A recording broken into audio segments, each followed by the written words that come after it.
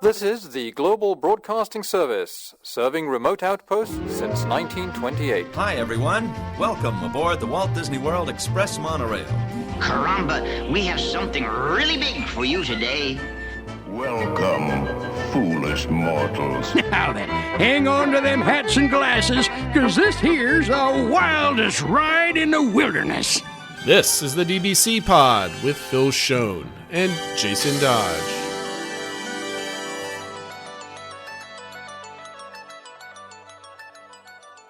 Hi, friends. Welcome to this week's pod, the show for the week of May 13th, 2024. And before we get into the show, Phil, I've got a couple points that I want to point out. Points that I want to point out? That doesn't sound right.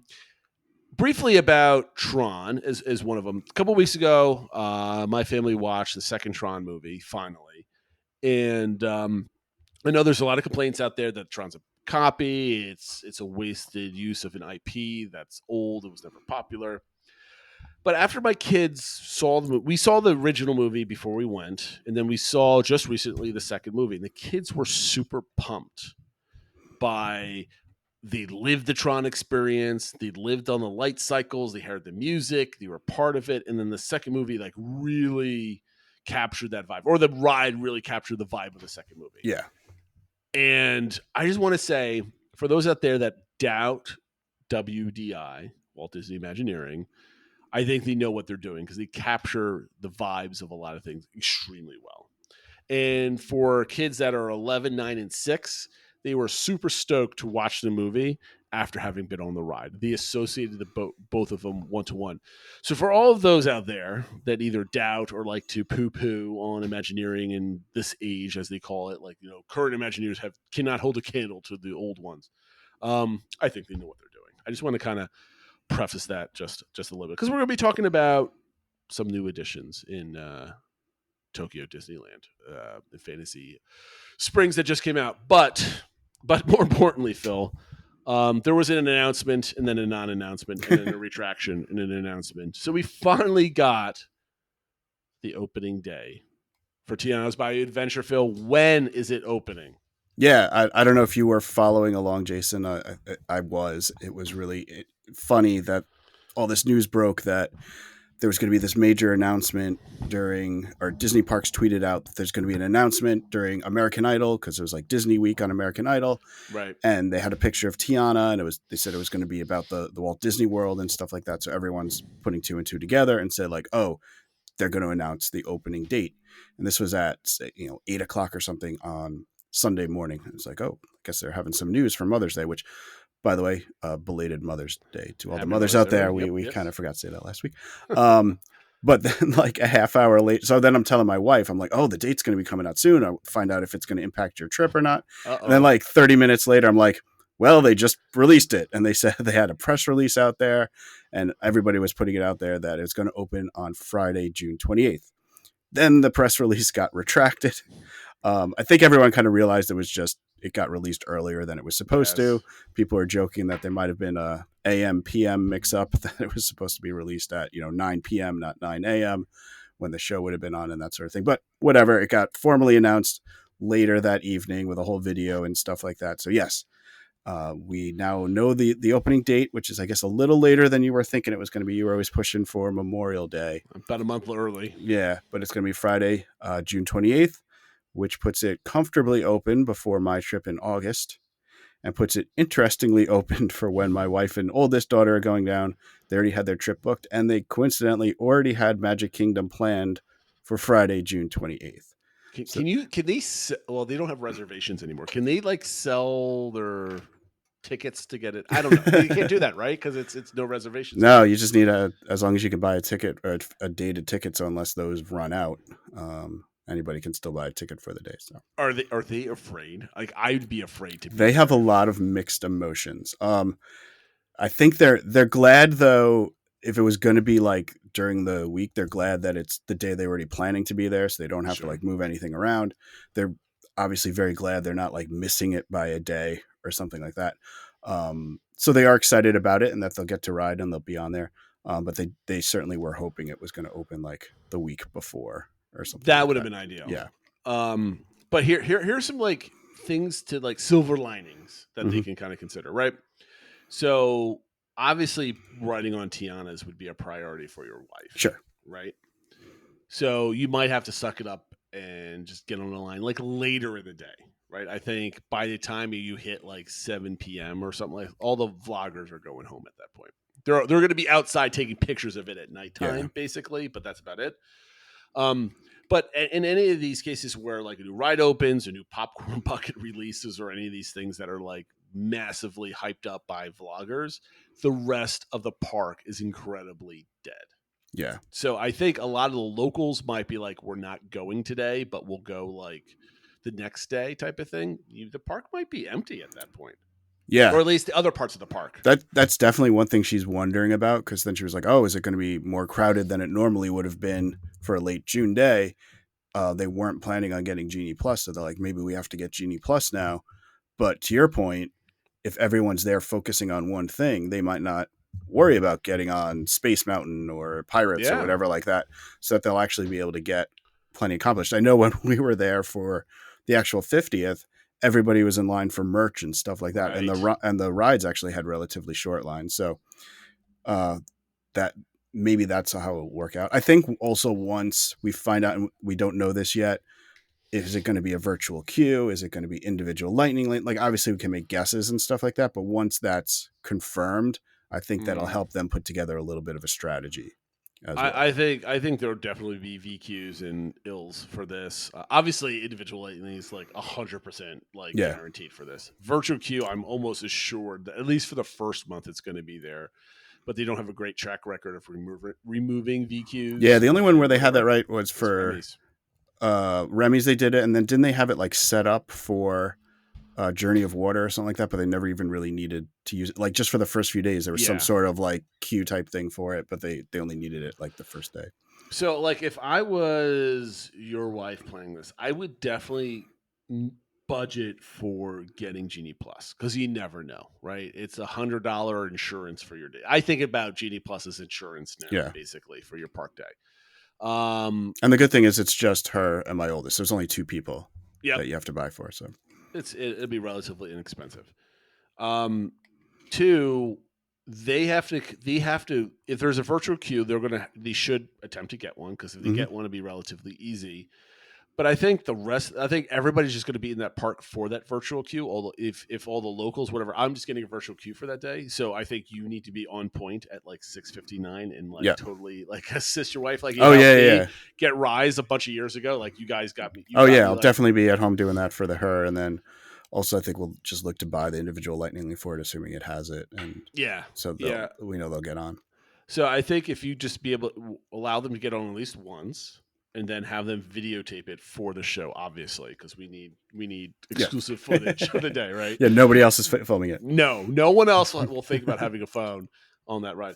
I still think you guys are actually in really good shape, because I think it's like going to be the Star Wars Galaxy's Edge effect, where Iger says everybody's going to be there, so we whatever, and then it turned out no one showed up because everybody thought everybody was going to be there, type of thing. So I think you'll get that effect, and the people that are going to be there are just going to be mulling around Tiana's or coming in and out and that stuff. And we know there is going to be media and selected guests have been invited already for June 9th through 11th. And while we don't know the details yet, although it might be out by the time people are listening to this podcast, as far as previews for annual pass holders and DVC and stuff like that, they did say there's going to be something. So a lot of people will have ridden it before that, like just because I know some people like to be there for the opening day because it's like an event type thing. But I think a lot of people will have ridden it by then. Well, here's my question. So you're going in August, so you're definitely going to ride this at that point. Yeah. Are you going spoiler free? Ooh, that's a good question. I hadn't thought of it, because it's the first time. Like, it's not that far away, right? It's like less than 2 months from when we're going. Sure. So I probably could try to be spoiler free. I mean, you could. Right. That's not you will. Right. No. Well, I'm saying it's the first time I could even consider it. In the past, I was kind of like talked myself out of it pretty quickly, because it was either going to be a long ways away or whatever. But this one isn't that long away, so I could try to go spoiler free. I probably won't. I'm going to watch it as soon as I can, because like I've learned that there's really no value to me personally, this is a personal opinion, obviously.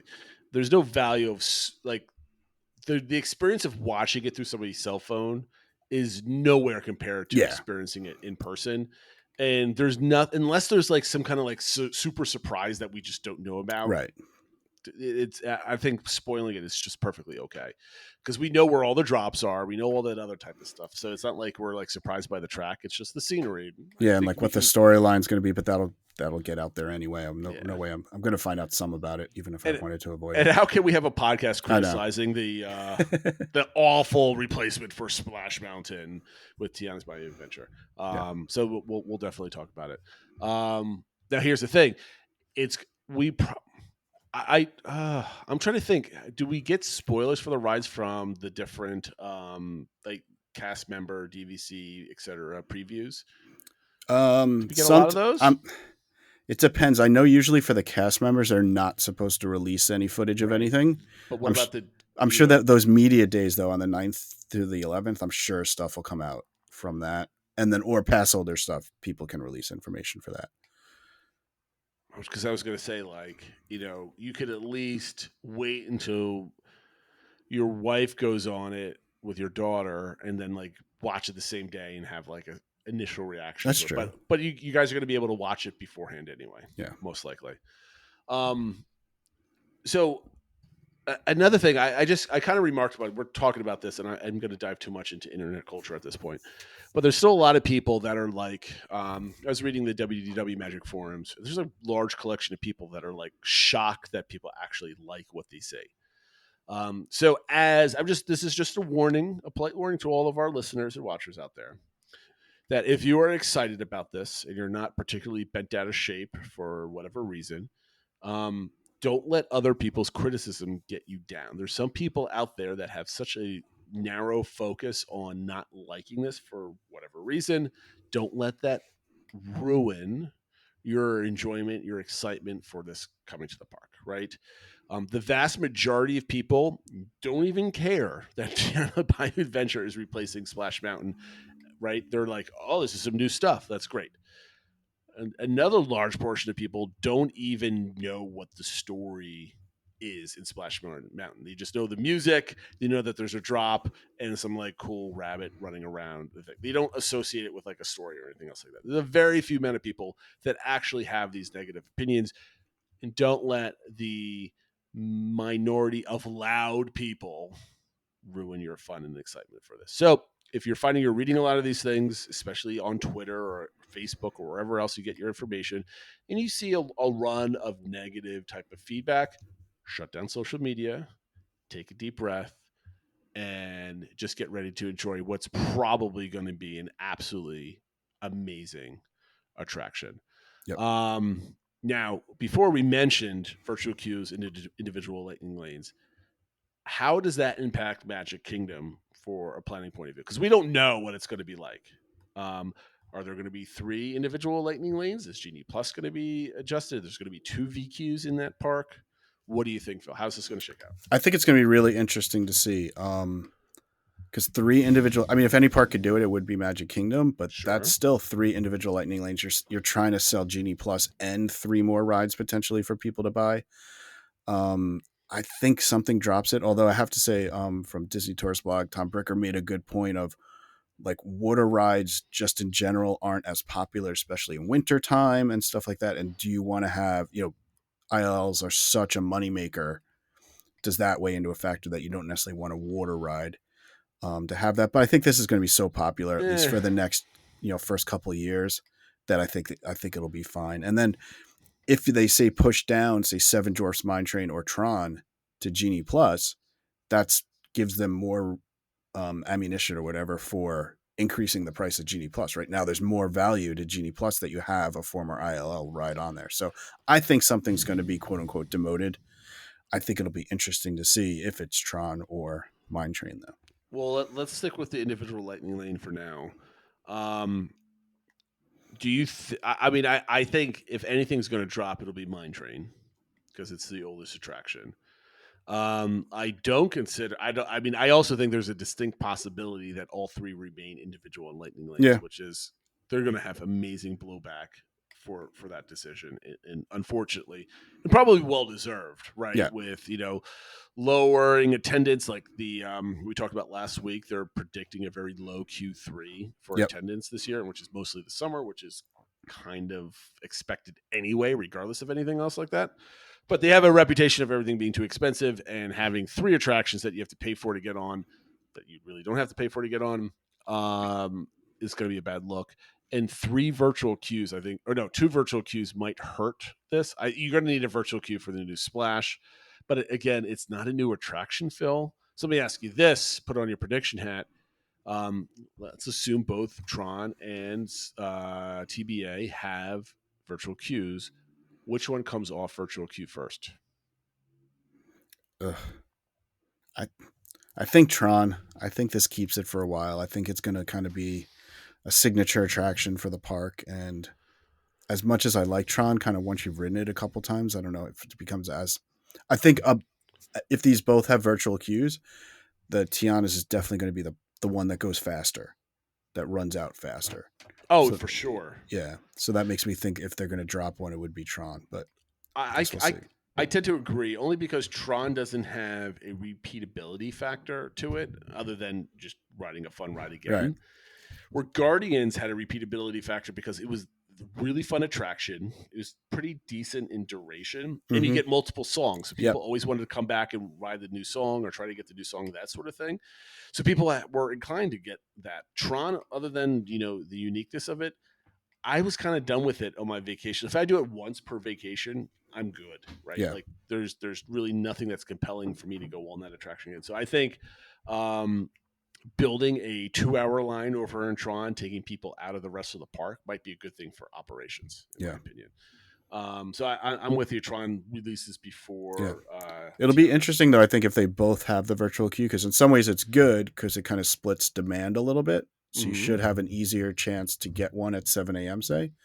But then it increases demand, right? Because now people who got one are going to try for the other one at 1 p.m., right? But it evens out, though, don't you think? I think it evens out some, but it just, I feel like now, for the most part, the 1 p.m. one is fairly casual. And it just feels like now it's going to add a little bit more anxiety. So now you got 2 times that could be a little stressful during the day.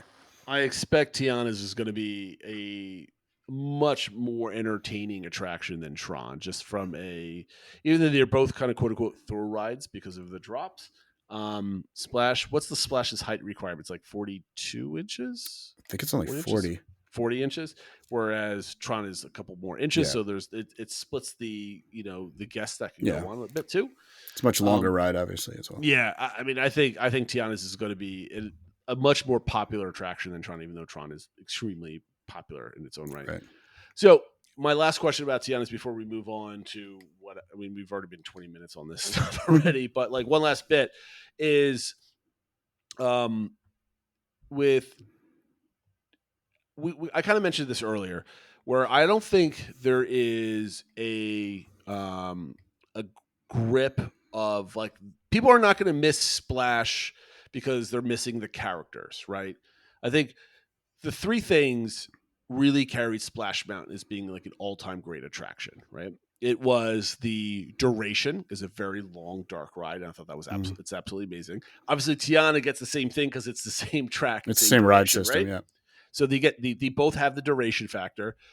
They both have the thrill, which is the drop, right? And that's also what people is attracted to. Where I think where Splash excelled was basically the vibes and the music.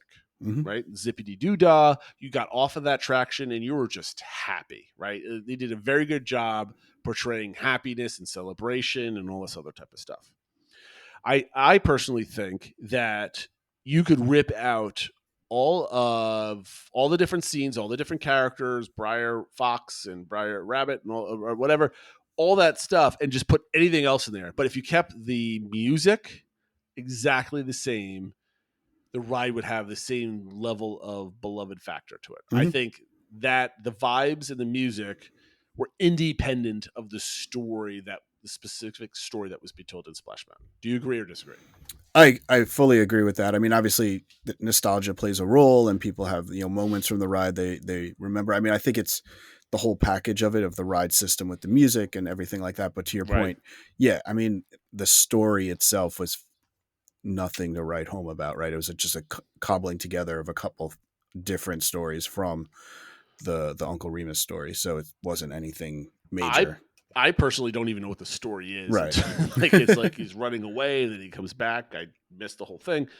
Now, that being said, this is what might hold Tiana's back from being a great ride, because it's already going to be a great ride, right?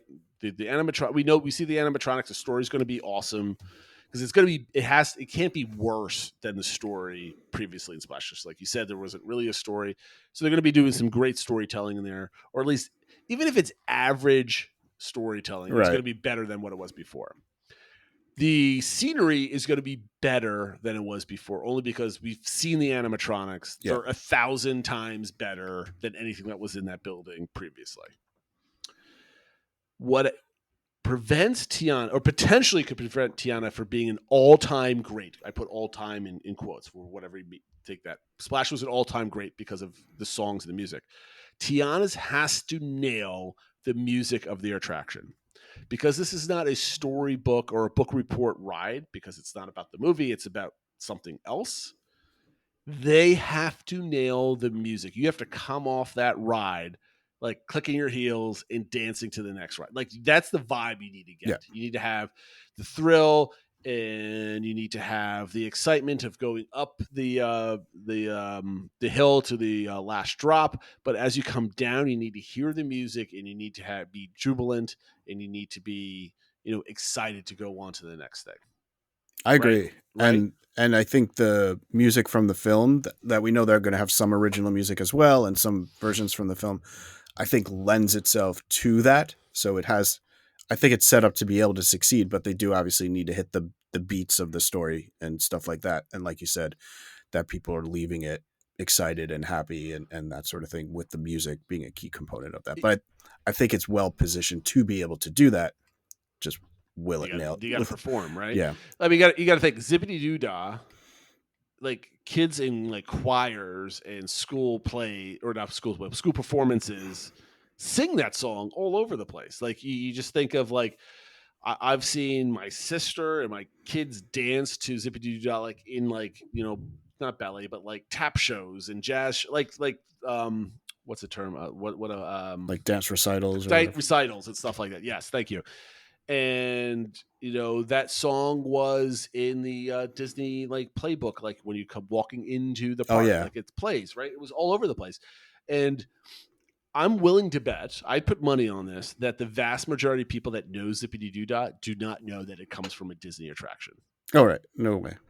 Right. So Disney somehow has to find a song that's part of that can then transcend and be put everywhere else. That's kind of where that's their measuring stick at this point. Can you come up with the next Zippity Doo Dah? Doubtful, because that's an iconic song, but I hope they come close. All right. That being said, Phil, you pointed out to me a video that I've been meaning to watch for a very long time. I finally did, not a very long time, about like a week.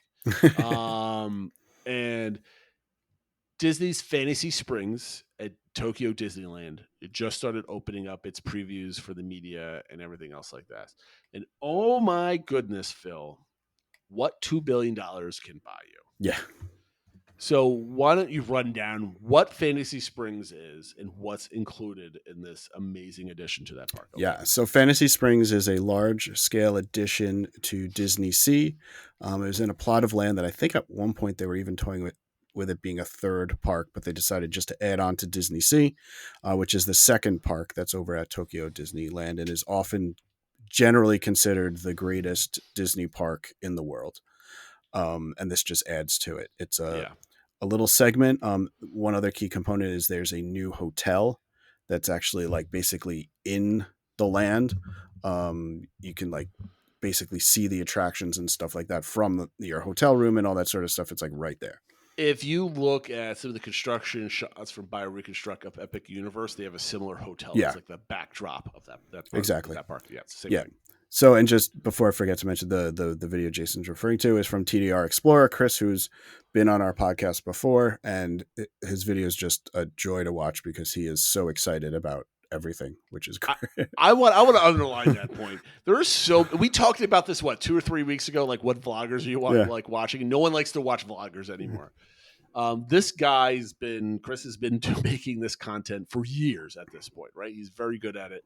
And every time he steps into a Disney or a Universal park out there in Tokyo, you can just hear the excitement and joy in his voice. He's always excited to be there. Whereas maybe some of the people that we listen to are like, this is just my job. This is my 9 to 5. This is what I'm going through the motions type of thing. So it's an amazing video. Yeah. It'll be in the show notes. So there's 3 main, I guess, mini lands within Fantasy Springs, but there's also like in the entranceway, there's just a lot related to all sorts of fairy tales. It's kind of like a modern or new version of Fantasyland, like you would find in Magic Kingdom. But they have kind of mini lands devoted. I know what you need to take that back because there's no comparison. I just meant with the IP that's being used, that you see like the princesses and stuff like that. That's kind of what I meant. We'll get into this in a moment. But the IP that is hit on is there's a Tangled area, there's a Frozen land, and there is a Peter Pan area. Mm-hmm. Those are the main areas. Each land has one major ride, and then the Peter Pan land also has a small Tinkerbell kind of outdoor buggy ride type thing. Interesting. One thing I found interesting about it was after we were talking about the top 10 rated attractions based on touring plan readers, we were kind of surprised there were more thrill rides up in the top 10, and that's going to dictate what Disney builds. Well, apparently not in Tokyo, where all the rides are just dark rides. 2 of them are boat rides. More boat rides. Yeah. So it was kind of like, I mean, obviously it's different audiences and stuff like that, but it just goes to show when you do something right, it doesn't necessarily matter what thrill level is with the attraction. Now, all these rides are book report rides. They talk about the movies and the material that they came from. They're not like stories that happen after or stories that happen before. It's basically extremely well done Little Mermaid in Fantasyland and Magic Kingdom. Yeah. Essentially, it just tells it. And a lot of the animatronics are nice, but they're not like fantastic animatronics that we're seeing for Tiana's, right? They're very like basic, but I mean they're not projected faces like in Frozen After, right? But like they're not like super moving ones. They have very little. Like there's a scene in the Rapunzel ride where Rapunzel's like swinging around on her hair, like kind of like Tarzan almost. And it's just her going around in a circle, and like everything is static. And Flynn Rider is leaning up against a tree, and his head moves a little bit, but there's not much range of motion. But it looks great. Yeah. There is a scene that was going around social media of the scene with the floating lanterns in it, and Chris from his video was just like, he's like, I need to ride this again and again. He just had chills from riding it. And those are the moments I want to capture, which is, I don't go back to Tiana's. Tiana's takes place after the movie. So are you able to capture those scenes by doing something that's, is there going to, and we'll get to that in a little bit, but that was one thing I was thinking of was, are there going to be scenes like that in Tiana's? Hopefully there is. That kind of gives you those goosebumps and those moments. There have to be, I think. So one of the things, so like Chris started off his tour in the hotel, and the hotel is beautiful inside, and the outside has like just the Disney effect. Like it's just not a static building or whatever. It has these grandiose windows, and it kind of just vibes with the whole theme. But then this is named Fantasy Springs. There's a reason why it's springs. There's water everywhere. There's just rock work and springs and foliage. And now the rock work, I know, Phil, you haven't watched a lot of it yet, or you skipped around and you watched most of it.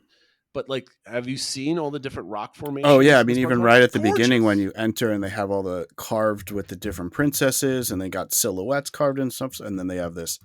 I guess it's the Maleficent dragon that like smoke comes out of it and stuff. It's really cool. All the like it's just like this calming water effects, and these mountains of rock. I don't know, 15 feet tall. Like I'm picturing, like clearly they designed this in Journey of Water, like in the same kind of like design space. They borrow from each other, right? It's very much imagine pockets of Journey of Water scattered throughout a whole land that's not completely enclosed in like a walk-through attraction type of thing. you mentioned that there's carvings on the rocks. It's just like, a carving of a face. Like it's literally a statue of the Beauty and the Beast, Ariel, Cinderella, Aurora, like all the classics, fantasy tales. There's rock carvings of them, and they're huge, but they have water coming out of them, and it just blends.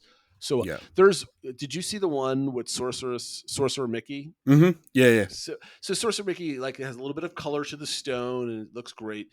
But then you have all the broomsticks with their buckets, like dumping water out, but like that's where the water's coming from in the fountain. It looks so good. Like I would love to be able to be there and just kind of just walk through all this. It's kind of like a water garden. It's basically Journey of Water, but on a much grander scale, I think.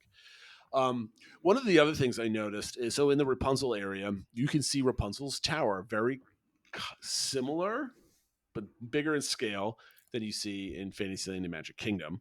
Obviously, it's bigger because it's part of the attraction that's on the other side. We don't get a lot of that for dark rides, at least in Magic Kingdom, because they keep dark rides all enclosed in the building. But like you see the tower, and it's much bigger than Rapunzel's bathroom tower. But then if you go at a certain angle, there's an animatronic of Rapunzel like singing out of the window, and like that's one of the first things you see once you go on a ride before you the rides. I really like that aspect of the ride, that it starts outside before getting into. So I guess it was almost like a more involved version of the entrance to It's a Small World at Disneyland that kind of starts outside. Yep. But the story starts there. You see Rapunzel in her tower, you see Flynn, and you see Maximus and stuff like that. So it's like, it even starts like, I don't know, it just, and you could tell all the people writing it in the video are just like oohing and eyeing and pointing, and they're all waving to Rapunzel and stuff like that. Like you could tell everyone's just really enjoying it. And it's just fun. And there's a lot of people out there like to complain about Imagineering, where they're not good anymore, they're cheap or whatever. I want to remind you, we didn't see the Peter Pan attraction in this video because it's a 3D effect. It's similar to like Mickey, Minnie's, or Remy's. And so it's all screens. I saw another person had a ride through of it, and it really reminded me of Remy's. It really felt like your car vehicle goes into like little alcoves in their screens and things happen and stuff like that. So it was like kind of a cute, fun Peter Pan themed version of Remy. I think it was, of the three main rides, it was definitely the weakest of the three to me. Yeah, but my point being is, people like to complain about Imagineering is in the doldrums. Just go look at the design and the artistry of this thing. And Phil, this tells me that I should have high hopes for whatever they add to Magic Kingdom whenever that happens within the next 5 years. Because if they can match the level of artistry and expectations that are going to Fantasy Springs into Magic Kingdom, the largest, what should be the preeminent park in the world, as long as whoever the next CEO is after Iger, that's going to oversee the construction of this, as long as they're not a curmudgeon that just starts slashing budgets or whatever, if we have 90% of their effort and beauty that went into this, like, we're in for a treat. I recommend everybody stop what they're doing right now. Literally stop and pause this podcast and go watch TDR Explorer Chris's video of this. I mean, it's the music and everything else is just, it's absolutely gorgeous. Like there's the pirate ship from Peter Pan. You can go walk. It's just a walk on. You just walk around. It's kind of like the tree house in either Disneyland. It's just you just walk up and you kind of walk around and then you come off, because it's really cool. You get to do that. You get to take pictures. What were do you have any other reactions to? Yeah, the other main thing I wanted to talk about was we're not going to watch the video. He gets into all the food and all the theming and stuff like that, where even that's like over the top and kind of fitting the theme. And they have, especially in the Frozen land, I think they have like a lot of performers and stuff.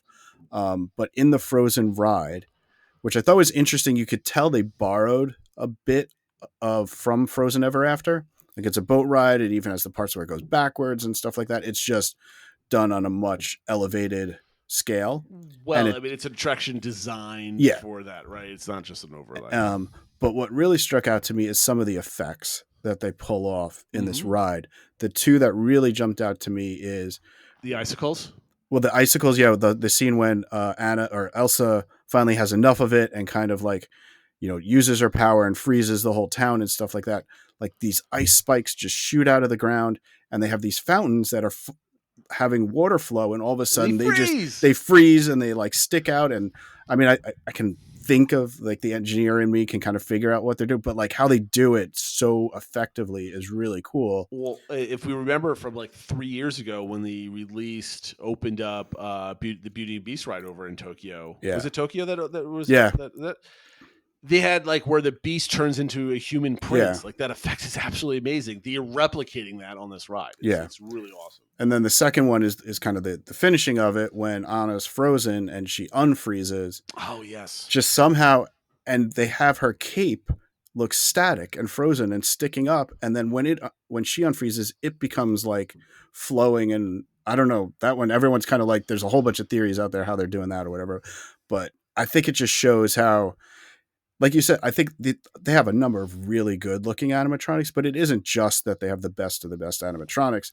It's that they're using what they're using really well. They know how to use their tools. And exactly. And the effects are there. I mean, it kind of shows going back all the effects they have in the Haunted Mansion and stuff like that. If you have it doesn't have to be the most modern thing if you use it effectively. And I think they were using everything to its best abilities. No, I'm like, I know I will never be able to see Tokyo Disneyland, and somehow I get sent there for business at some point. We were talking about like the cost of going into Tokyo. I just randomly booked for, I don't know, whatever the farthest out date was for going over there, leaving from Baltimore to Tokyo. It was right around $9,000 for my whole family to go. So the cost of a Disney World trip just in plane tickets means that I will never be able to take my family there. Unless Phil, you want to give me the lottery numbers for like next week, right? Obviously at that point. But definitely my kids have been talking about it. We have access to a subscription for Duolingo to try to learn like a second language. All of a sudden I noticed my youngest signed up to try to learn Japanese because she's like, I'm going to understand everything they're saying when we go on the rides and stuff like that. I'm like, okay, well, hopefully get a job and you'll probably have quite a few years to learn the Japanese. Sign up $2,000 for your flight. Exactly. You need to contribute to the family now. But I mean, it just goes to show how effective the everything they've done and how effective Chris's video was that my kids are like, we have to get there. I'm like, okay. I mean, let me just look at as much credit as Chris deserves on a gorgeous and well-made video. The best one probably out there if you want to see everything. It doesn't take much to portray the beauty of this. Like it translate, like you just need somebody holding a camera up and just hit record and just not say anything and pointing at something, and you can see it. It really translates very well from just a visual point of view. That there's no. I'm trying to think. It reminds me if Joe Rohde took all the things he did to make Animal Kingdom the most gorgeous park in Florida and used all that effort and artistry to make New Fantasyland before he made Pandora over there. That to me, I just cry that New Fantasyland 10 years ago should have been somewhere on the scale of this versus kind of opening up just another loop and making, a bunch of other attractions and that's it. Right. Like I get so angry that there was such a lost opportunity there. Yeah, that's fair. But they have an opportunity to add something like this, like I said before, with Beyond Big Thunder. So I hope we get to see that. I agree with that. And hopefully the same level goes into even what they're building at Animal Kingdom and stuff like that. I mean, if you could picture a ride of that quality from themed to Encanto or something like that, I think that'd be amazing. I just hope that because I don't think we need to go on this again. Dinoland was the worst looking part of that whole thing. Of all of Animal Kingdom. So if they replace it with some level of what they look like in some of the artwork that's coming out, I think it's going to look absolutely gorgeous, especially with all this celebration and everything else that's kind of going around. They have animals and stuff like that. It's going to be good. But this is not an Animal Kingdom episode. Do we want to play the game that you had posted here in this section for Fantasy Springs? Maybe we could just ask as like a bonus question to our Discord group.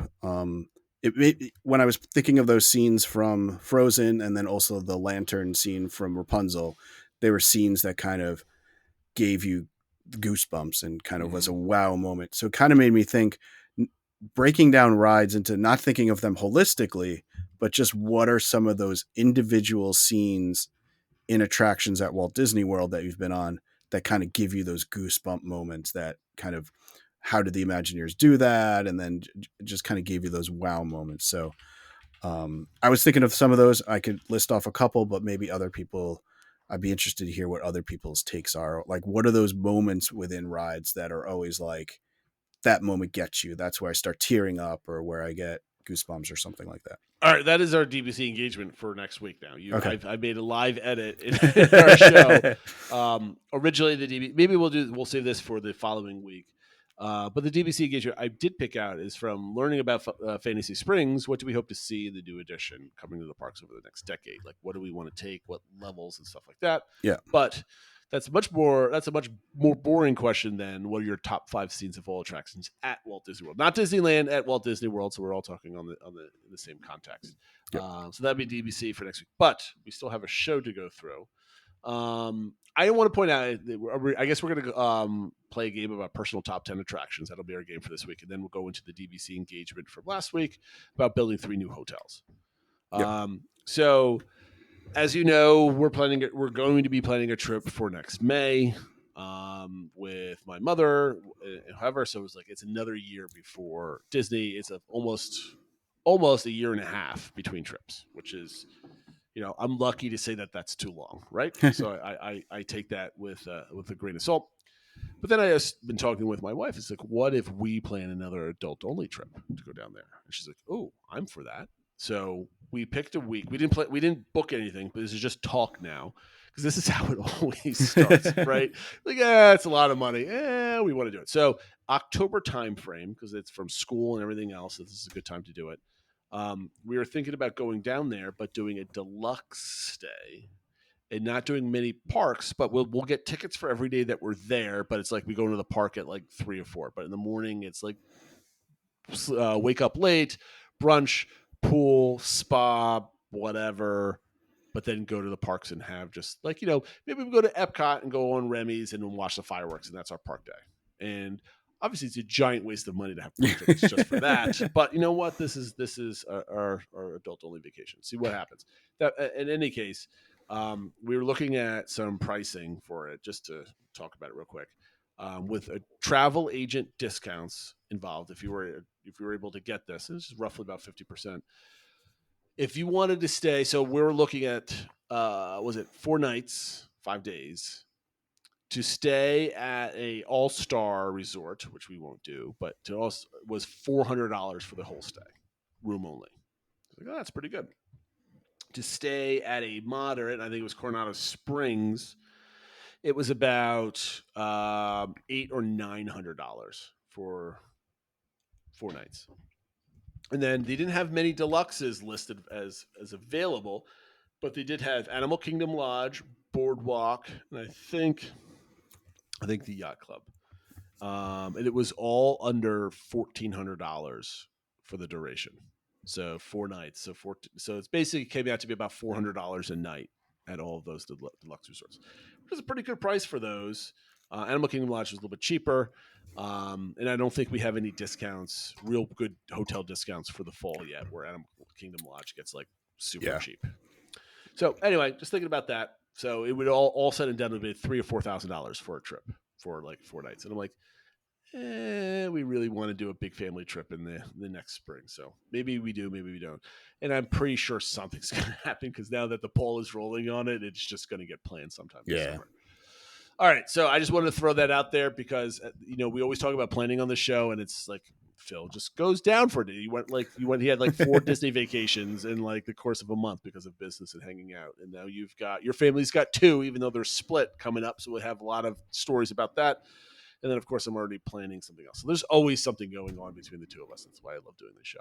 All right. So I think we have time for this game. We're going to try to squeak it out here, Phil. Okay. I'm going to change it, though, from top 10 to top 5. Okay. All right. So why don't you explain it? Because this was your idea. Yeah. So I had it as top 10, but we'll do top 5 attractions. And the idea isn't necessarily that these are the ones that you think are the best, or that Imagineering did the best job or something like that, but it's more your personal top list where at least the way I was thinking of it, if I went down on a trip and didn't get on these rides, I would be really disappointed. Like they're a core part of a successful Walt Disney World trip to me. So you want to do this? You want to go park to park and name 5, or name 1 or 2 from each park? Maybe not equals 5. How do you want to do it? You just want? Yeah, I was going to say because I had my list of 10, so now I got to figure this down to. Well, 5. if you got them listed out, because I have. So actually, let me list out my 10 and see if anything jumps out at you and how you would react to it. I'll just go through them pretty quick. Are these in any particular order? Not necessarily. Okay.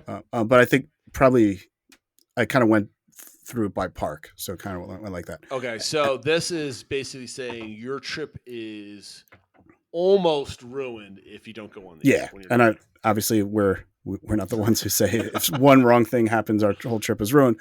But these are ones where if I didn't get on these rides in my trip in August, I would be disappointed. Yeah. And we went with the assuming that Tiana's would be open. So Tiana's is on my list.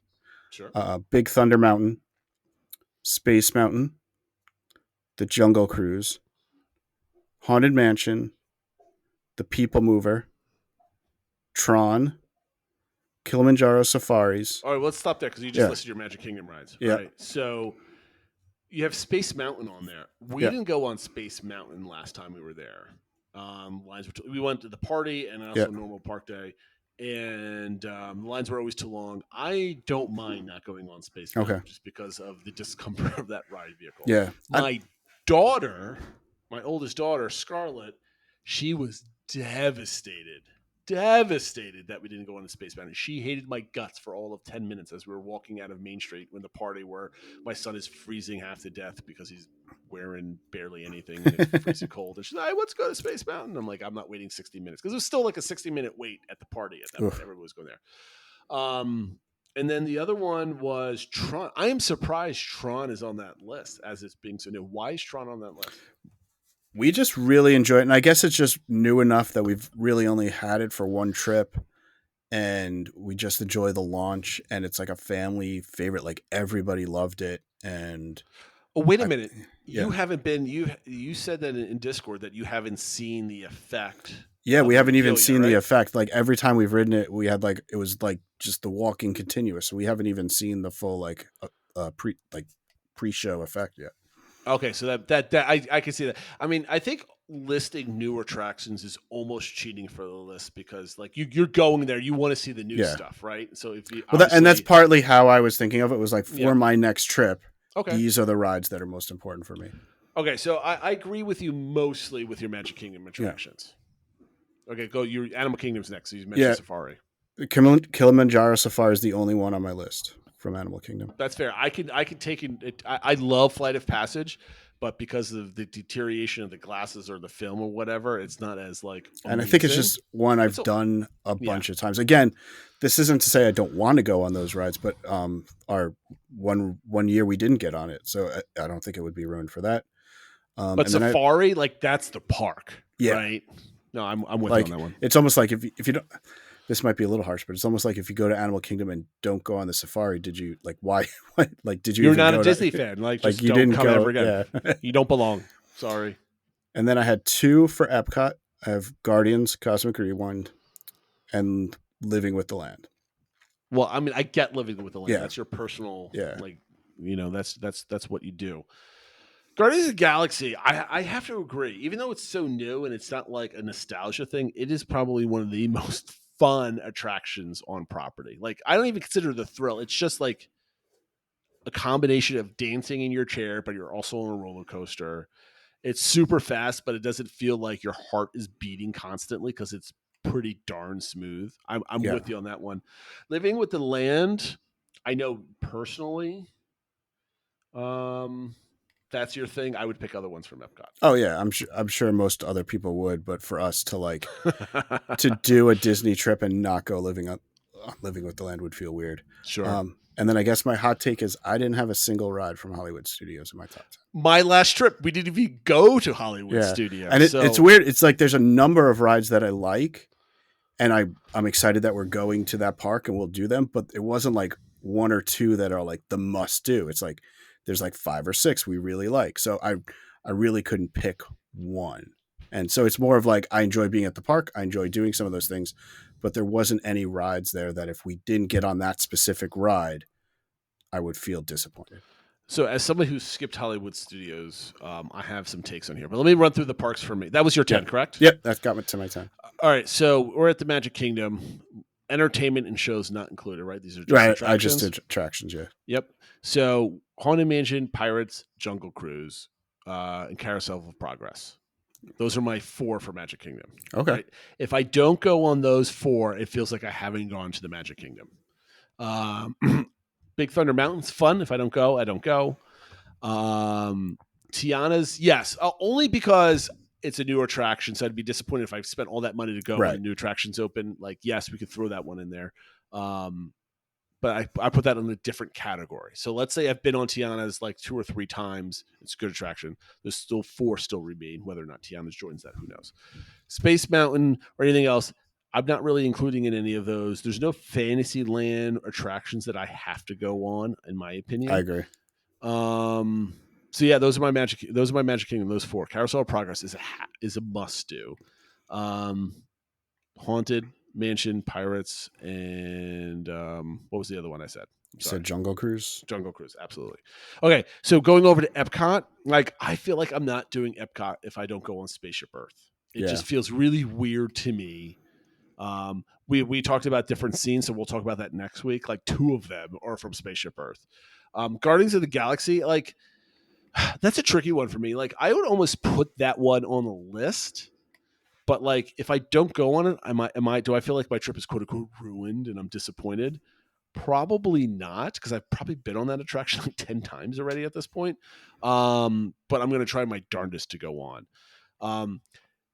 Believe it or not, Remy's is like takes precedence over that because I just love. Interesting. Here's why, and I think I talked about this again in my trip report. I love France as a country. You go back there into that building. I love Remy the movie, right? Ratatouille. I love Ratatouille. I love the music. It's serene. It's calm. It brings back like the movie and just good vibes and good feelings. You go into that attraction. It's just got the right level of like darkness and light where it's just comfortable. It's not dark. It's not too bright. It's comfortable. And then it's just like it's just like this nice calming music, and you go through the story. I absolutely love it. I come out just feeling relaxed when I go on that attraction. And there's not many attractions that I always peg to try to go on multiple times in the same day, but Remy's is it. Like I will try to get there for rope drop and then get there with a Genie Plus if I buy Genie Plus for Epcot that day. Like that's it for me. Animal Kingdom, I agree with you. Safari, everything else can take it or leave it.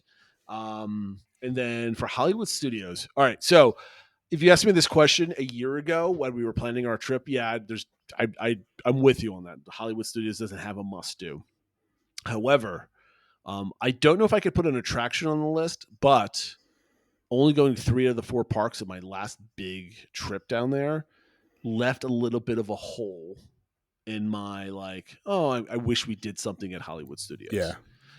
So I don't know if it's just like walking through Galaxy's Edge, hopping on Slinky, like Tower of Terror and Rock and Roller Coaster. Like if I don't go on them, that's fine. I mean, they're very quick rides. They're thrilling. It's have to worry about like freaking out kids and stuff like that. The next time we go, it's like I'm dragging my 6-year-old on all those attractions because she didn't do Rock and Roller Coaster, Tower of Terror last time. She wasn't tall enough for Rock and Roller Coaster last time.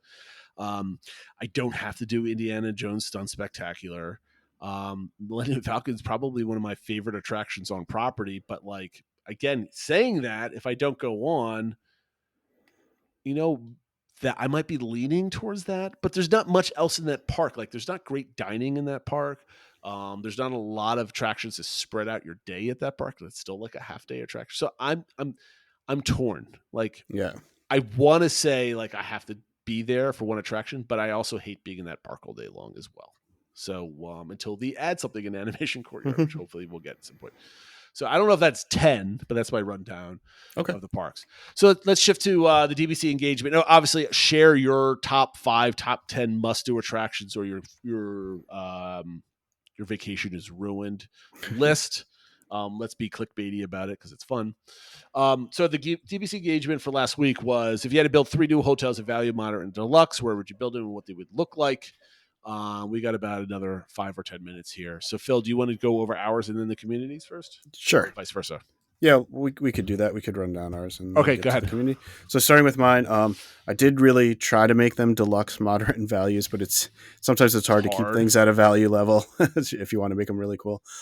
So first, I'll go through my deluxe one. This is one idea I've had for like ever that I kind of think would work really well. It would be Mickey's Dude Ranch, and it would be like some of these high-end dude ranches you find out in the Midwest or out West Coast and stuff like that. High-end spa, high-end steakhouse in there. I would put it kind of where Reflections is supposed to go.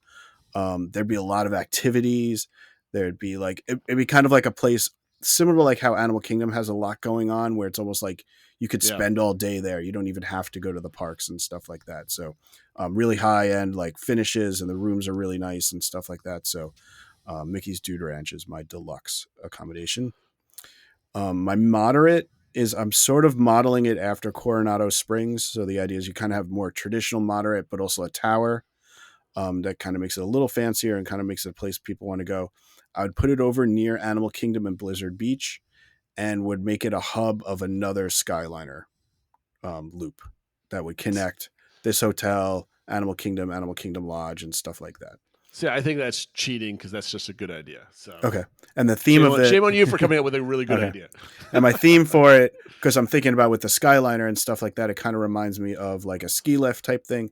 So it'd be themed to like a ski lodge resort area. So kind of like Vail, Telluride, Breckenridge, that sort of thing. So like high like roof line type stuff, with like snow on them, comically, something like that. Yeah, so it kind of ties into like Blizzard Beach a little bit, and kind of ties into the Skyliner and stuff like that.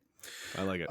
My value and the key thing here is that it would have more accommodations that fit larger families or multiple groups. So thinking almost like some of the DVC type stuff is with 2-3 bedroom type accommodations, but obviously on a lower, kind of, value level, not DVC. My theming I would put it somewhere, probably north or south of where the golf courses are. Definitely would only be buses. That's why I would keep it as a value. But my thought is kind of almost like each section of the property would be themed to a different land in the Magic Kingdom. So sort of like they have this at the Disneyland Hotel. That's a really good idea. Where there's like the Adventureland Tower and the Frontierland Tower and stuff like that. This would kind of like, it would look maybe like Art of Animation, but instead of like Lion King, there would be Adventureland. Instead of Cars, there would be Tomorrowland or whatever. So that would be my idea. But the key thing there that I would like to see is more suites and 2-3 bedrooms for larger families. Yep. I've kind of got a theme on mine. So I cheated. I have 2 ideas for deluxe. Basically, I want a hotel in a theme park, right? So there's been 2 rumors, one for in the Magic Kingdom and one at the entrance of Epcot. So my Magic Kingdom idea, it was tough to kind of decide on a theme, like what are we going to put in there? You can't be a castle and compete with, Cinderella's castle. So I came in and it's like, why not a villain's? If we're gonna have a villain's land, why not a villain's fortress? Something that's very blocky and dark and gray, and it'd be a fantastic backdrop to some kind of projection show or something else like that. I don't have anything else though. What's going on in that thing other than it's just like it's got dining, it's got a lot of rooms. I think if you're attached to the Magic Kingdom and you're overlooking the park from that thing, and you have a beautiful shot of like Cinderella's castle. You don't need much in that hotel for it to be extremely. Yeah, it's almost like the contemporary, right? Like your view is the theming. Yeah, exactly. The second one, there has always been rumors about Epcot, an Epcot hotel at the entrance, and I really like this idea. I would have something that's kind of like shining tall towers, like. It might be like a tall thing, but I'm thinking like the OG like Cloud City type of architecture from Star Wars, right? Very like crystalline towers, very tall lines, very white and shiny, that sort of thing. But you're also going to theme it to like the classic Walt Disney's vision for Epcot. If you remember those internal towers in the center hub of what Epcot used to be, is just tall shoots off spires, right? I'm thinking like that. Like you could see a little of it in the Progress City model. Exactly. The people moving. Yeah. And inside the themed hotel, there's a lot of movement, and like it's got to look like a bustling, like not futuristic city, but like an alternative version of a city of people. So like they definitely have a new people mover that goes through the hotel and out into the park. Like it's now an attraction. You get to see the hotel, similar to the monorail and the Contemporary. I think they're gonna have like you should have like large video screens playing like news, like very uplifting news, like the Nobel Peace Prize is being awarded or new advances in science and stuff like that. All fakeish type of stuff, but like very happy and very like positive vibe type of things going on. So you're kind of living in the world of you're immersing yourself in a future world or an alternative universe multiverse type of a thing that's going on in here. And then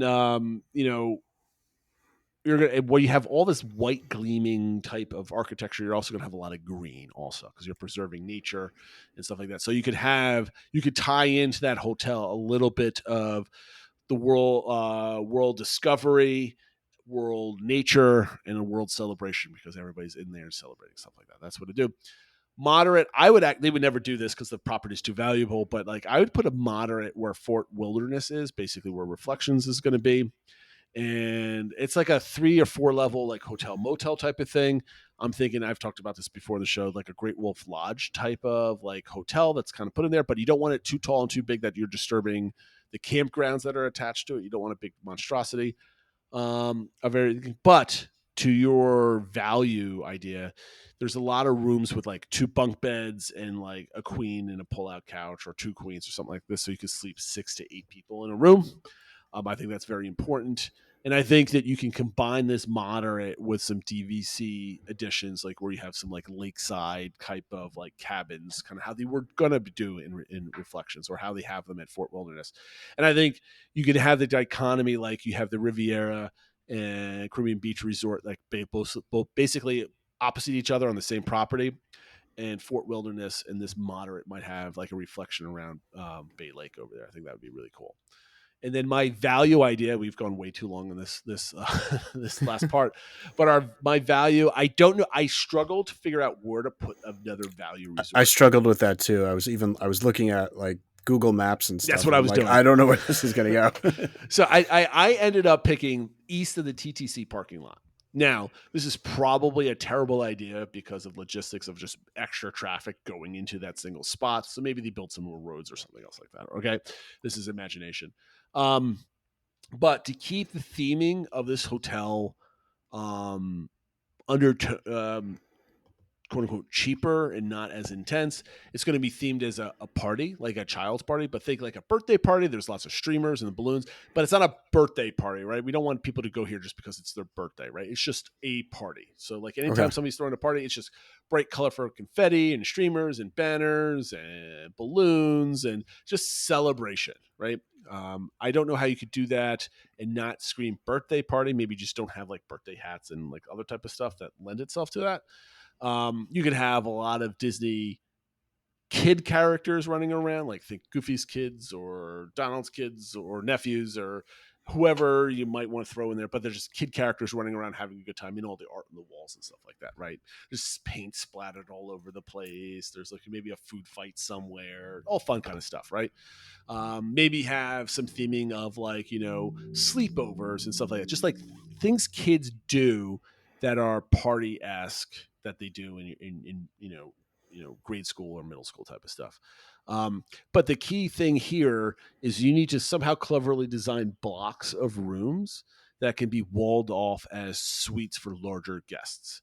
So I don't know how you do it. Like, in some dorm rooms, like you can kind of go down the hallway and there's like a central area with like 4 rooms like attached to it that have like, 4, let's say, standard rooms at like Art of Animation that are all connected to this common area. Maybe that common area has a door attached to it that requires a key. If you book all 5 of those rooms or all 4 of those, whatever the number is, you get a key then to block that off. So that becomes your common area with a bunch of bedrooms. But if you don't have a big group big enough for this, that door doesn't exist anymore. It slides away or completely opens or locks up somewhere else, not open or completely open, and then it just becomes 5 standard rooms that people can walk down and get into, type of thing.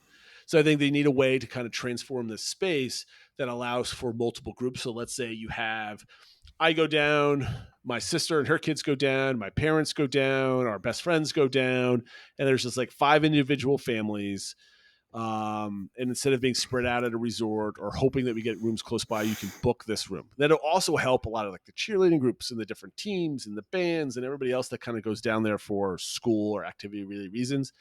They can get these books and they can kind of wall off portions of the resort for like security and keeping kids in and stuff like that too. I think that might be good. And then that would be a value resort that's really close to the Magic Kingdom.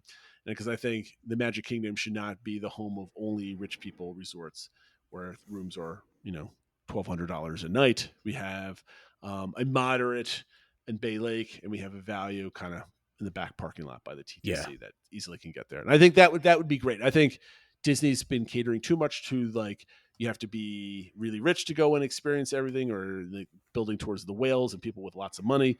This would kind of be like Magic Kingdom areas for everybody, but maybe you not get the valuable property like that's on the water, but you're close by where it's a 4-minute bus ride, not like a 10-minute bus loop around all the All-Stars. And then eventually get on the highway to the Magic Kingdom type of thing. So that's what I'm kind of going for. Maybe you could walk to the TTC from there. Oh, there you go. Maybe there's a sky bridge or something. I don't know. But those are mine. Did you find anything interesting from the Discord community? Yeah, I think people had some good ideas, actually. Mama 6, their value idea would be Animal Kingdom and just animal theme to all the different animal IPs. Lion King, Brother Bear, Aristocats, all that sort of thing. I like that. Moderate hotel would be Tower of Terror themed, walking distance to Hollywood Studios. I think that would be a deluxe, and people would pay a lot. Yeah, I think so too. And their deluxe one is sort of actually probably themed similar to the Fantasy Springs Hotel, where it's kind of fairy tale and fantasy themed. To be another deluxe near near Magic Kingdom. I'm down for that one. Just going through some of the quick ones. And somebody else, Lumpy, did have the deluxe idea for the Hollywood Tower Hotel. I think, that it would look very like in the period and stuff like that. Mm-hmm. So I think it would be pretty cool. And then like when you go into the park, it's like the haunted version of the hotel is like in the park and that sort of thing. I wonder if you could build this behind Tower of Terror and link it up to the mile-long route you have to take to get to Fantasmic. Yeah. Like, because you're kind of sandwiched into the water there, but I don't know if you could add like another path and kind of rejigger some things around back there. I don't know. I have to look at it. Going through Wheezy's deluxe idea, which I think would be kind of neat, is a Pandora themed area near Animal Kingdom. Sure. Just like it. I mean, with all the rock work and stuff like that. I don't know what the rooms would look like if it would be like you're living like the Na'vi lived, and stuff like that. Yeah, like I don't know, but I think it could look really nice. Yep. Moderate would be a pirate themed hotel on the far side of Bay Lake. That's a really good idea. And then you could even take a pirate boat to the parks from there.